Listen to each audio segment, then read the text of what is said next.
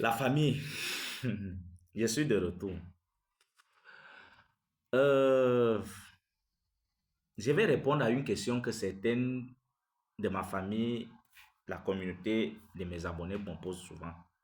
Pourquoi toutes les équipes de la Liga ne se réunissent pas et puissent dénoncer toutes les conneries, euh, toutes les conneries que Javier Tebas fait? Je vous réponds souvent quoi? Je vous dis souvent que c'est pas la peine. Parce que la lutte que le Barça mène, le reste des équipes de la Liga s'en tapent. Ils n'ont rien à foutre. Vous savez pourquoi? Parce que tous sont au service de Florentino Pérez et Javier Tebas. Je vous explique quelque chose pourquoi je le dis. Comme vous le savez, le Real Madrid a recruté un nouveau joueur. Ils l'ont recruté pour la première équipe et non pour l'équipe B. Parce que ne me dis pas que tu vas gâter 60 millions pour un joueur et en plus, et après le faire jouer à l'équipe B. C'est impossible. Et depuis, moi, je vais vous dire quelque chose, vous les Madrilènes, comme vous ne savez rien. Quand le Real Madrid achète un joueur pour l'équipe B, ils ne le font pas la présentation devant le stade Santiago Bernabéu et la vitrine de Santiago Bernabéu. Jamais. C'est la même chose avec le Barça. Quand le Barça fait les recrutements pour l'équipe B, est-ce que vous les voyez officiellement devant les médias, tout ça? Non. On peut quand même publier ça sur les médias, mais la façon que vous voyez les transferts des joueurs de la première équipe, c'est pas la même chose avec l'équipe B. Voilà. On commence d'abord. Mais nous, tout le monde a vu la présentation de Franco devant le Santiago Bernabéu et devant la vitrine du Santiago Bernabéu. Donc, ça veut dire que c'est un joueur que le Real a acheté pour l'équipe A.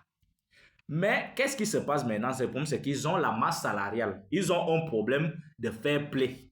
Ils l'ont. Ils ont ce problème. Mais les médias ne vont jamais parler de ça. Non.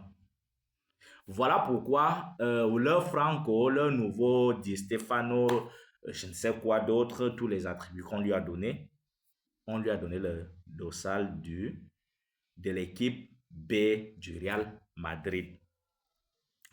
Il était donc question que si celui-ci a donc été enregistré à l'équipe B, il devrait donc jouer là-bas. Mais vous savez où est le problème? C'est que moi, j'attendais donc voir après le match hier. J'attendais voir quelque chose. Je voulais voir la réaction d'Osasuna. Parce que je vais vous expliquer, vous les madrinuls, quelque chose que vous ne connaissez pas. Un joueur qui a été enregistré à l'équipe B doit au moins avoir joué un match à l'équipe B pour pouvoir jouer maintenant à la première équipe. Mais nous tous, nous savons que Franco n'a jamais joué, ne s'est jamais entraîné, même depuis qu'il est arrivé au Real Madrid. Il ne s'est même pas entraîné avec l'équipe B. Mais il a joué hier. Donc, ça fait déjà un délit que le Real Madrid, normalement, ils devront perdre les 3 points qu'ils ont gagnés. Mais cela ne va pas arriver. Pourquoi? Parce que Osasuna a décidé de ne pas porter plainte au Real Madrid. Ils l'ont déclaré officiellement. Le président d'Osasuna a dit officiellement qu'ils ne vont pas dénoncer le Real Madrid.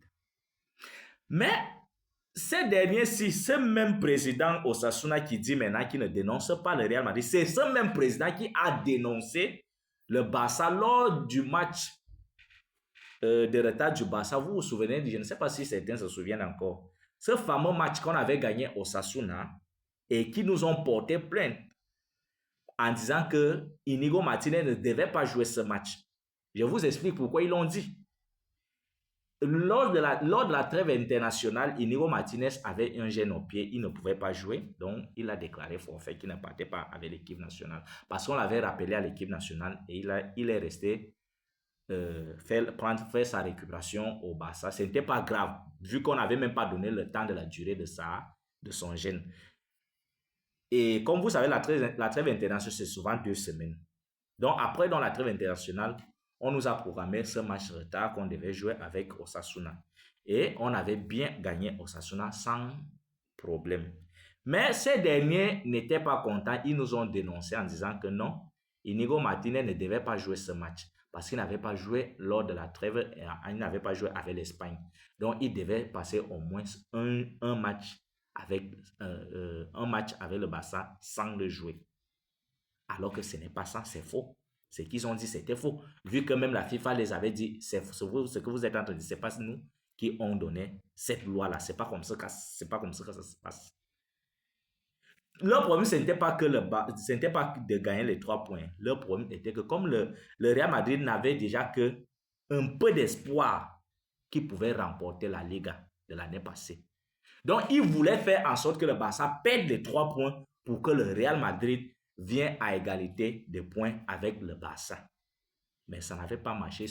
Ils sont partis à la Liga se plaindre, ça n'a pas marché. Ils sont partis à la TAT, ça n'a pas. Donc, ils ont fait tout possible. Ça n'a pas fonctionné.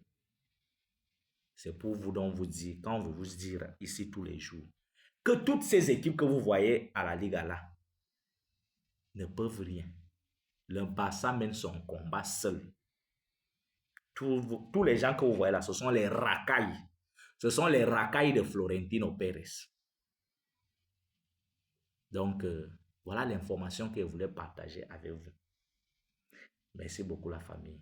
Bonne soirée.